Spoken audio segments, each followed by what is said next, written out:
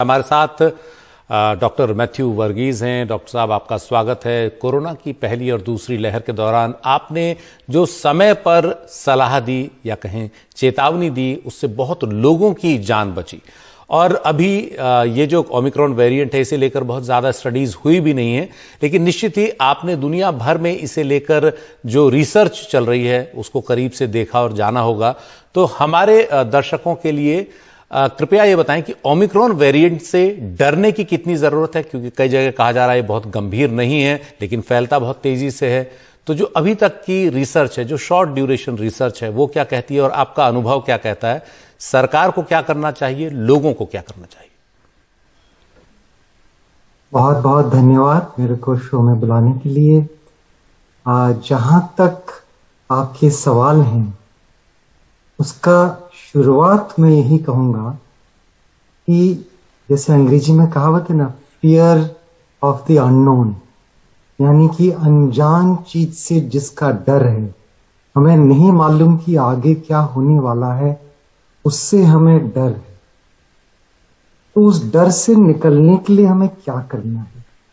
क्या हमारी जो रिएक्शंस हैं, हम जो कर रहे हैं, वो हमारे डर से ही उत्पन्न होगा या हमारी समझ से उत्पन्न होगा? डर और समझ से उत्पन्न हमारे रिएक्शंस में फर्क होता है। अगर समझदारी से हम काम करेंगे तो डर को हम पीछे कर सकते, हमारी घबराहट को हम पीछे कर सकते। पहली चीज ये मैं बोलूंगा कि अभी तक जो वायरस की जो बिहेवियर हुआ है वो ध्यान से देखें, समझें, परखें और उस पे निर्णय करें। तो अगर आप देखेंगे मोटे तौर पे हमारा जो वायरस है वो कब पहचान हुई थी उसकी? नवंबर 2019 में। उसकी जीनोम वेरिएंट पता कब चली थी? जनवरी में। और हमारी जो है जो फर्स्ट उसकी जो वेरिएंट निकली थी जनवरी 2020 में ही उसकी वेरिएंट निकल गई थी। और एक महीने के अंदर गामा वेरिएंट, अल्फा बीटा आ गई थी और एक महीने के अंदर अंदर ही गामा वेरिएंट आ गई। और 4 महीने के अंदर अगर देखेंगे तो डेल्टा वेरिएंट आई और अब 5 महीने में ओमिक्रॉन वेरिएंट आई। यानी कि हर 3-4 महीने में वेरिएशन हो रही है। क्या नई चीज है? नहीं, ये नेचर में स्वाभाविक है। वायरसेस म्यूटेट करती हैं, मल्टीप्लाई करती हैं, नए वेरिएशंस आएंगे। इनसे घबराना नहीं है, लेकिन हमारी समझदारी से काम करना है। क्या समझदारी है? क्या बीमारी पैदा करती है और उसको क्या कोर्स रहता है। ऐसे मैंने शुरू में जो कोविड के दौरान जो वीडियो वायरल हुआ था मेरा, इसमें यह बताया था कि समझे कि बीमारी का कोर्स क्या और क्या करना। अभी ओमिक्रॉन के बारे में खास मैं बताता हूं। ओमिक्रॉन साउथ अफ्रीका में देखा गया। अब रिसर्च ये भी बता रही है कि साउथ अफ्रीका में आने से पहले नेदरलैंड्स में भी देखा गया, तो साउथ अफ्रीका में नहीं। अब कैसे पता चलेगा? पता तभी चलेगा अगर हम जीनोम सीक्वेंसिंग करते हैं, नहीं तो नहीं पता चलता। जब तक जो टेस्ट कर रहे हैं, जो वायरस निकल रहे हैं, उनको जीनोम सीक्वेंसिंग हम नहीं करते तब तक पता नहीं चलता। जब साउथ अफ्रीका वालों ने करा, पहचान लिया नया वेरिएंट है, निकाल लिया, फिर लोग ढूंढने लगे ये है या नहीं। पता चला कि नेदरलैंड में इससे पहले से ही था। अब जहां जहां टेस्ट नहीं हुए, नया वेरिएंट है नहीं, हमें पता ही नहीं है। तो अनजान ये है। और ये भी नहीं कि हम सारे जो निकल रहे हैं टेस्ट, आरटीपीसीआर जो भी होते हैं, सारे का टेस्ट नहीं होता। जैसे अमेरिका में जैसे 2-3% जो सैंपलिंग होती है आरटीपीसीआर की, जो वायरसेस निकलते हैं उनका ही टेस्टिंग होता है। हिंदुस्तान में अभी का लेटेस्ट मेरे को आज का नहीं पता, 0.5% उनका ही टेस्ट होता है for genome sequencing, for testing किया क्या ये ओमिक्रॉन है या नहीं। तो हमें एक्चुअल आंकड़े पता नहीं, बट अंदाजा लगा सकते हैं कि केसेस बढ़ रहे हैं तो इसलिए बढ़ रहे हैं।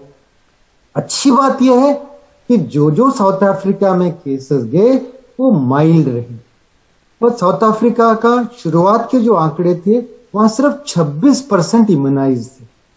26% उनको वैक्सीन लगा था, बाकी वैक्सीनेशन वाले नहीं थे। तो ये अच्छी समझने की बात है, क्योंकि हमारे यहाँ जो वैक्सीनेशन की संख्या है, आज की मिनिस्ट्री ऑफ हेल्थ की मैं देख रहा था कितने करोड़ हो गए, 135 करोड़ के करीब हमारी वैक्सीनेशन लग गई है, जो कि हमारी आबादी से पूरे एक डोज तो लग ही गया है तकरीबन सबको।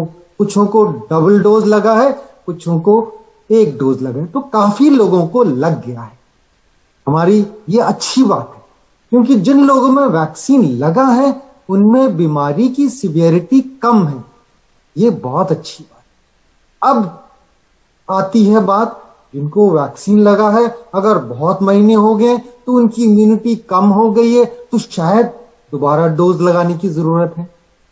अब ये भी निकल के आ रहा है। अब किस बेसिस पे हम कह रहे हैं, ये नहीं देख के कि जो ओमिक्रॉन है जो अभी आया है, एक ही महीना हुआ है, 1 सवा महीना हुआ है इस पूरी ओमिक्रॉन की जो वेरिएंट के देखे हुए, इतने में हमें इतनी जानकारी नहीं है कि क्या ये वेरिएंट की वजह से हम अपनी जो बूस्टिंग ऑफ इम्यूनिटी कब करनी है, हमें नहीं मालूम है। ये अभी आंकड़े देखने से पता चलेगा कितने इम्यूनाइज्ड हैं, कितने डोजेस हैं, कितने महीने हो गए डोज दूसरे डोज के बाद, और उनमें से कितनों को ओमिक्रॉन हुआ। ये आंकड़े हमारे पास पूरी तरह से नहीं है। इसलिए मैं एक लेक्चर में बता रहा था कि हमें जरूरत है कि लिविंग एविडेंस का, यानी कि रियल टाइम डेटा का रियल टाइम एनालिसिस करके अगर ग्लोबल शेयरिंग सारे विश्व में शेयरिंग करें तब अच्छे आंकड़े मिल सकते हैं। तब हमें दावे के साथ कह सकते हैं कि दूसरा डोज लगाओ, बूस्टर डोज लगाओ। अब मालूम है क्या आ रहा है? आ रहा है कि चौथा डोज भी लगना चाहिए कहीं पे। इससे क्या प्रॉब्लम है? प्रॉब्लम है कि हमारी समाज में जिसके पास एक भी डोज नहीं मिला, वहां दूसरे लोग चौथे डोज की बात कर रहे हैं जी।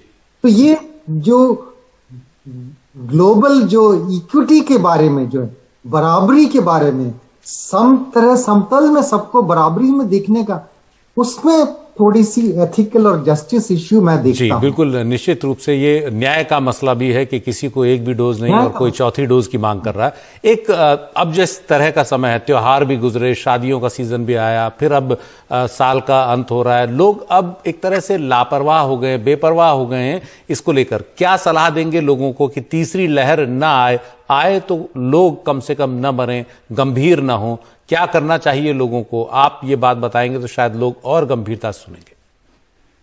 उससे पहले एक और चीज मैं बोलना चाहूंगा। ओमिक्रॉन की जो डिजीज का जो सिवियरिटी है बहुत कम देखा गया जितने भी, और हॉस्पिटलाइजेशंस भी कम है। लेकिन यूके जैसे देश में हॉस्पिटलाइजेशन 20 से 25% बोल रहे हैं हॉस्पिटलाइजेशन, बट ये हो सकता है कि वहां पे स्केयर है और कैपेसिटी बेड की अवेलेबल है तो इसलिए एडमिट कर रहे हैं। तो ये कई डेटा का एनालिसिस बड़ा सीरियसली करना चाहिए, तभी हम रिकमेंडेशन देखते हैं। गाइडलाइंस के लिए हमें समय चाहिए होता है, गाइडलाइंस के लिए हमें आंकड़े और रिसर्च चाहिए होता है, ये जरूरी है देखना। बट अगर हम कहते हैं कि बहुत कंटेजियस है, डेल्टा से ज्यादा फैलने वाला है, तो अगर डेल्टा से ज्यादा फैलने वाला है, अगर उसकी सिवियरिटी उससे फर्ज करो कि 1/3 रहती है या 50% भी सिवियरिटी है, तो 50% अगर सारे लोगों में फैलेगा तो नंबर बढ़ते हैं। तो हमें सतर्क रहना है। वैक्सीनेशन जहां लग सकता है लगाइएगा, ठीक है, अच्छी बात है।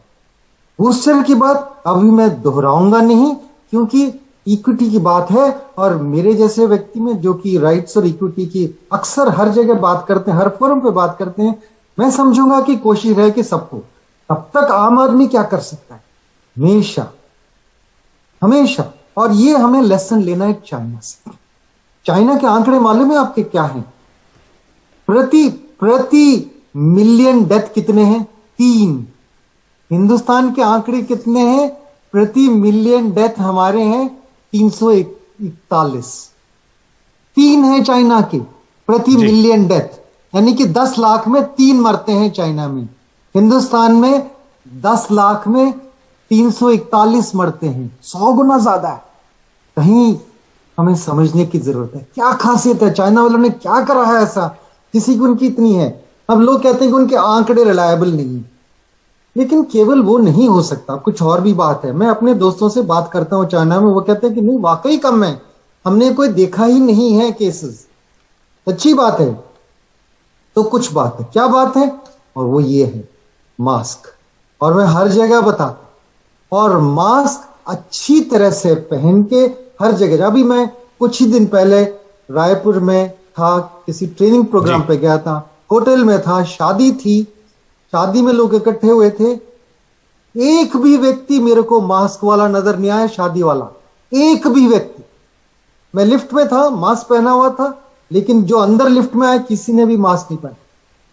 जी, ये समझना जरूरी है कि जो सबसे अधिक प्रोटेक्शन देता है वो ये मास्क है। जी, मैं 2 साल में एक दिन भी अपने अस्पताल में एब्सेंट नहीं रहा कोरोना के दौरान, और एक दिन में 4-4, 5-5 पॉजिटिव व्यक्ति को मैं अपने हाथ से हैंडल करता।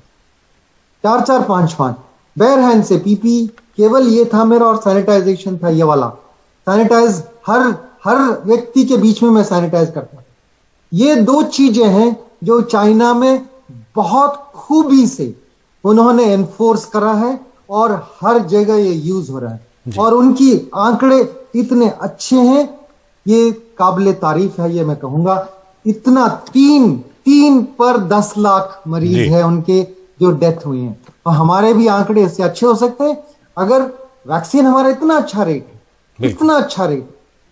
चाइना का वैक्सीन रेट हमारा जितना नहीं है, उनका हमारे से कम है वैक्सीन रेट। हमारे इन्फेक्शन रेट इतना हुआ है, तो दोनों से हमारी इम्यूनिटी बनती है। जी, तो हम केवल इन दोनों पे ना जाएं। हमारी जिम्मेदारी बनती है कि जब तक पूरी जानकारी ना हो, जब तक पूरी जानकारी ना हो, हमारे वैक्सीन्स के 2nd dose, 3rd dose, 4th dose और 5वां डोज भी आएगा। ये मैं दावे के साथ कह सकता हूं कि विकसित देशों में, और जो जहां कम आमदनी वाले देशों में अगर कंपेयर करेंगे, तो वो 3 के बाद 4 पे आएंगे, 4 के बाद। आज पेपर पढ़ रहा था मैं, रिसर्च आर्टिकल पढ़ रहा था 4थे डोज की, वो भी आएगा। और यहाँ का खत्म होने वाला नहीं है सिलसिला, ये जारी रखेगा जब तक हमारे पॉपुलेशन ग्लोबली, सिर्फ एक देश में नहीं, एक प्रांत में नहीं, ग्लोबली सबको इम्यूनिटी नहीं हो जाती। और ये नहीं समझे कि केवल ये जो लोग कहते हैं ना कि वैक्सीन बूस्टर डोज, वो हमारी खून में घूमने वाली न्यूट्रलाइजिंग एंटीबॉडीज को मेजर कर, वो बड़ा आसान होता है मेजर करना जी। लेकिन एक और इम्यूनिटी होती है हमारी बीमारी से लड़ने की, उसको सेल्यूलर, कोशिका की इम्यूनिटी होती है, cellular based immunity, T cell की जी, वो आम लोग बात नहीं करते हैं, आम आदमी समझता भी नहीं जी। लेकिन ये ऐसी चीज है जिसमें कि हमें लंबी इम्यूनिटी देती है। एक बारी एक्सपोज हो जाए वो कोशिकाएं, उनमें परमानेंट मेमोरी रहती है, और जब भी वायरस आपके शरीर में आएगा वो पहचान लेगी और वायरस को खत्म करेगी।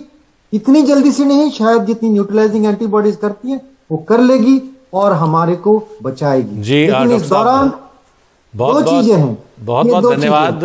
इनको मत भूलिएगा। आपकी बातों को बहुत गंभीरता से हमने सुना, और सावधानी बचाव है जो आखिर में आपने मास्क और सैनिटाइजर दिखाया, यही पहला पहरेदार है जो कोरोना से लोगों को बचा सकता है। और अर्थव्यवस्था पर भी इसका बहुत बुरा असर पड़ता है। हमने देखा किस तरह दूसरी और पहली लहर और उसके बाद पूरी अर्थव्यवस्था भी जमीन पर आ गई, तो बड़ी मुश्किल से अर्थव्यवस्था पटरी पर आ रही है। मैं समझता हूं कि लॉकडाउन की जरूरत है। बिल्कुल, स्वास्थ्य जो है लोगों का बना रह सकता है अगर लापरवाही न बरतें।